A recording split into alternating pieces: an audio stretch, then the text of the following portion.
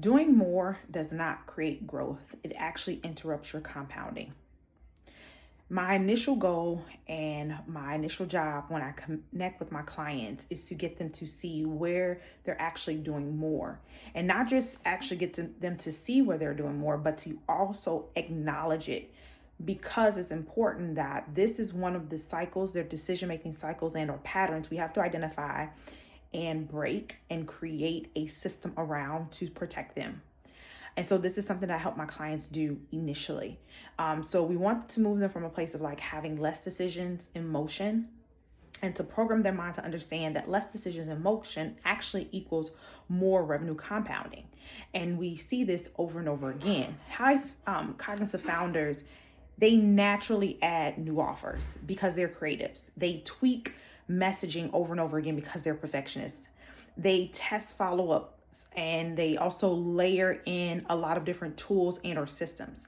They go deep dive into, let's say, AI or something that spikes a dopamine in their mind, or new understanding and a founding that they know that it can either improve themselves and or their business or their team. Not because they're unfocused, that's not the issue, but because they can see possibilities really actually quicker and faster than any other, and definitely outside of any other system. And this, because of this, it doesn't give their systems time to stabilize. So that in between process where we implement a system, but then we have to test it out, we have to execute it, we have to tweak it, we have to create a turn it from an actual system into a structured system, into a lean system. That's a process, and it takes a deeper level of patience. But it also yields great possibilities. And so revenue stalls when the business never stays the same, long enough to create that compound interest. And so doing more can actually lead to lead handling process to change week to week, or follow up rules. They are going from operating to reset.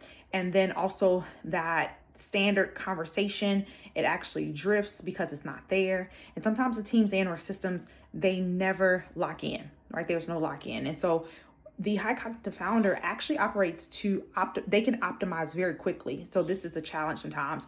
And then they are able to notice insufficiencies very quickly as well. And then they want to improve in real time. So they get distracted in the problem and crisis process.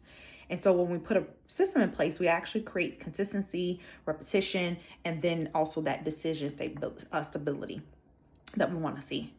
Join our training, our masterclass, and we'll go more in depth about this.